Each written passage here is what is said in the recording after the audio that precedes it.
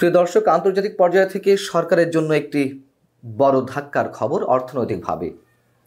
আন্তর্জাতিক মুদ্রা তহবিল IMF এর সঙ্গে বাংলাদেশের যে ঋণ চুক্তি ছিল 470 কোটি মার্কিন ডলারের, তার যে চতুর্থ কিস্তি ছাড় দেওয়ার কথা ছিল সেটা স্থগিত করা হয়েছে।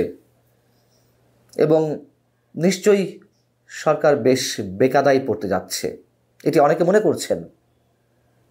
তার কারণ এই চতুর্থ কিস্তির আওতায় পাওয়ার কথা ছিল 64 কোটি 50 লাখ মার্কিন ডলার, যেটি জানা গেছে যে চলতি মাসের 5 ফেব্রুয়ারিতে এই অর্থ ছাড়ের জন্য প্রস্তাব ওঠার কথা ছিল IMF এর নির্বাহী সভায়। সেটি পিছিয়ে নেওয়া হয় 12ই মার্চ, কিন্তু 12ই মার্চেও এই সংক্রান্ত কোনো প্রস্তাব উঠছে না IMF এর সভায়।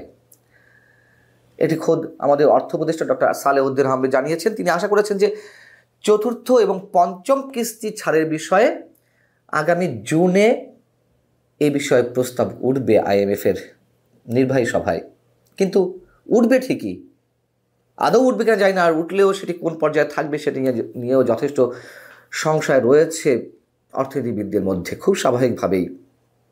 তবে একটা মজার কথা বলেছেন অর্থ উপদেষ্টা ডক্টর সালেউদ্দিন আহমেদ গণমাধ্যমের সামনে। তিনি বলছেন যে আপনারা হয়তো ভাবছেন যে আমরা ভিক্ষা করে টাকা নিয়ে আসি, আসলে অনেক শর্ত মেনে এবং আমাদের নিজস্ব তাগিদ থেকেই এই অর্থ নিয়ে আসতে হয়। কিন্তু এর জন্য যে সব ধরনের শর্ত, তারা যে কঠিন কঠিন শর্ত দিয়ে থাকে, সেগুলো যে মানতেই হবে এমন কোনো কথা নয়।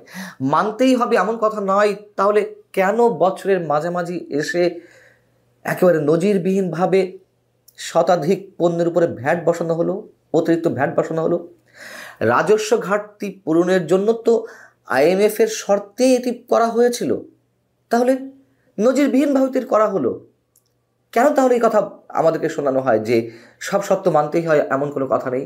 এবং এই ভ্যাট আরোপের সময় অর্থ উপদেষ্টা যেমন বলেছিলেন, আরেকজন তো আমাদের প্রেস সচিব, প্রধান উপদেষ্টা প্রেস সচিব জনাব শফিকুল আলম, তিনি তো সব বিষয়ে নাক গলান। তিনি বলে ফেললেন যে এ বিষয়ে কোনো প্রভাব পড়বে না নিত্যপণ্যের বাজারে।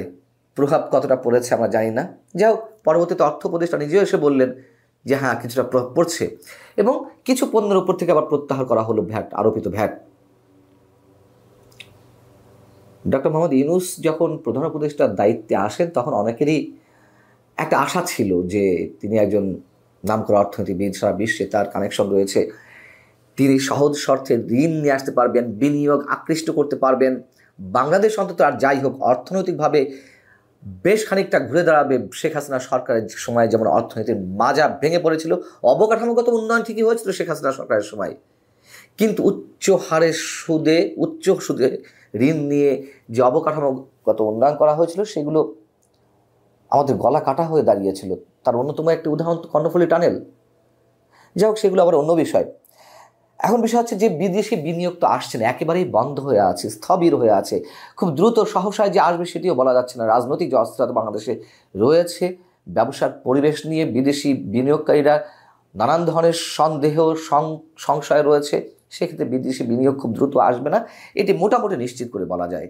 আর ভয়ঙ্কর এই অবস্থাতেও বর্তমান অন্তর্বর্তী সরকারের উপদেষ্টাদের খায়েশ নির্বাচন বিলম্বিত করে সরকারের মেয়াদ আরও দীর্ঘায়িত করার। 2 বছর, 2.5 বছর, 3 বছর, কত কি তো শুনি আমরা। যদি তাই হয়, কোথায় গিয়ে দাঁড়াবে বাংলাদেশ?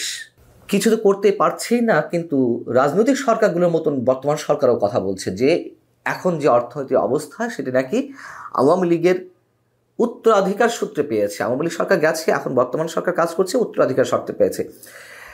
কেন এই ধরনের কথা বলতে হবে?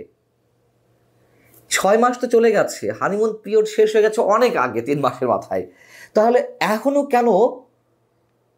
কেন জনমুখী, কল্যাণমুখী কোনো সমস্যার বাস্তবায়ন করা যাচ্ছে না? এত যে সংস্কার করা হচ্ছে, সব তো রাজনৈতিক সংস্কারের কথা বলা হচ্ছে। অর্থনৈতিক সংস্কারে কি হলো, কি হবে?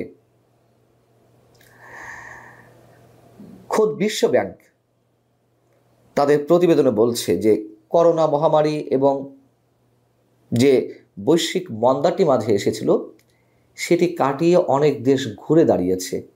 তার সবচেয়ে বড় এক্সাম্পল শ্রীলঙ্কা। কি হয়েছিল আমরা জানি। আবারও সেই পুরনো এক্সাম্পল দিতে হয় যে তাদের মূল্যস্ফীতি 69% গিয়ে দাঁড়িয়েছিল, 69.5%, সেখান থেকে এখন 4.5-5% নেমে এসেছে। কিভাবে হলো? সুশাসন, জবাবদিহিতা, কল্যাণমুখী সিদ্ধান্ত, এই তো। তাহলে কেন বর্তমান সরকার পাচ্ছে না? কেন পারছে না? সেই জবাবদিহিতা তাদের করতে হবে। শুধু বললেই তো হবে না যে উত্তরাধিকার সূত্রে আমরা এই পাপ টানছি। বিশ্বব্যাংক তাদের যে গ্লোবাল ইকোনমিক প্রসপেক্টাস জানুয়ারি 2025 শীর্ষ যে প্রতিবেদন, সেখানে বলছে, তারা পূর্বাভাস দিয়েছে যে চলতি অর্থ বছরে বাংলাদেশের অর্থনৈতিক সংকট আরও ভয়াবহ আকার ধারণ করবে, সংকটময় অবস্থায় পৌঁছাবে এবং আগামীতে সংকট আরও বেশি হবে। অর্থনৈতিক মন্দার কারণে রাজস্ব আদায়ে ঘাটতি হচ্ছে, এ কারণে বাজেট বাস্তবায়ন কঠিন হয়ে যাচ্ছে। বিশ্বব্যাংক আরও বলছে যে গ্রামীণ অর্থনীতি দুর্বল হওয়ায় দরিদ্র জনগোষ্ঠী তারা আরও বেশি সংকটে পড়ছে। প্রবৃদ্ধি 4.1% নেমে আসতে পারে, বিশ্বব্যাংকের পূর্বাভাস। এবং এখানে বলা হচ্ছে যে উচ্চ মূল্যস্ফীতি, বৈদেশিক বাণিজ্যে মন্দা, আমদানি ব্যয় বৃদ্ধি, ঋণ পরিশোধের চাপ সহ অভ্যন্তরীণ এবং বৈশ্বিক নানান কারণে এই সংকটের সৃষ্টি হয়েছে। তার মধ্যে অন্যতম হচ্ছে সরকার সময় উপযোগী সিদ্ধান্তগুলো নিতে পারছে না, বা নিলেও বাস্তবায়ন করতে পারছে না। যেমন ছোট্ট একটা এক্সাম্পল, আমরা হয়তো এই যে অর্থনৈতিক মন্দা, উচ্চ মূল্যস্ফীতি, এত কোটি কোটি শব্দ আমরা সবাই বুঝবো না, কিন্তু চাঁদাবাজি তো হচ্ছে, চাঁদাবাজির কারণে মূল্যস্ফীতির তো প্রভাব ফেলছে, এটা খুব সহজ কথা। সেই চাঁদাবাজি কোথায় হচ্ছে তা আমাদের প্রধান উপদেষ্টা খুঁজে পান না, দেখতে পান না। সরকারের চোখ নাকি অতটা সহজ না, এটি তিনি নিজের মুখে বলেন। চাঁদাবাজি যে সব জায়গায় হচ্ছে, আওয়ামী লীগ চাঁদাবাজি করেছে, আওয়ামী লীগ দুর্নীতি করেছে, এটা চরম সত্য কথা। পৃথিবী যেমন সূর্যের চারদিকে ঘোরে, সূর্য যেমন পূর্ব দিকে উদিত হয়, পশ্চিম দিকে অস্ত যায়, আওয়ামী লীগ মহা দুর্নীতি করেছে, চরম সত্য। এবং ঠিক ততটাই সত্য এখনও লাগামহীন চাঁদাবাজি হচ্ছে। বিএনপি, জামায়াতের নেতাকর্মীরা চাঁদাবাজি করছেন, নতুন নতুন আঙ্গিকে, নতুন নতুন ফরম্যাটে চাঁদাবাজি হচ্ছে। চাঁদাবাজদের ধরছে না, কেন ধরছে না? দুর্বলতা কোথায়? এই কথাগুলোর আনসার দিতে হবে না অন্তর্বর্তীকালীন সরকারকে? অবশ্যই দিতে হবে। ঘাড়ে এসে বসে চেপে ধরলেই তো হবে না। পরিণতি সব দিকে সব শেষে কি হয় তা তো আমরা সবাই জানি। হ্যাঁ, কয়েকটা দিকে আমাদের পজিটিভ কিছু সাইন আছে, সেটা বলতে হবে। বিদেশি ঋণ আমরা সময় মতো শোধ করার চেষ্টা করছি, বর্তমান সরকার চেষ্টা করছে, এবং প্রবাসী আয় বেড়েছে, প্রবাসী আয়টা আসছে। প্রবাসী আয়টা যে আসছে বৈধ পথে, এটি বেড়েছে, এটি সম্পূর্ণ তো প্রবাসীদের ক্রেডিট দিতে হয়, এখানে সরকারের কোনো নিশ্চয়ই কৃতিত্ব নেই। এমন কিছু করেনি যে প্রবাসীরা তারা তাতে আকৃষ্ট হয়ে বেশি বেশি অর্থ বৈধ পথে পাঠানোর চেষ্টা করছেন, তা তো নয়। এদিকে গার্মেন্টস শিল্পের রপ্তানি কমে গেছে।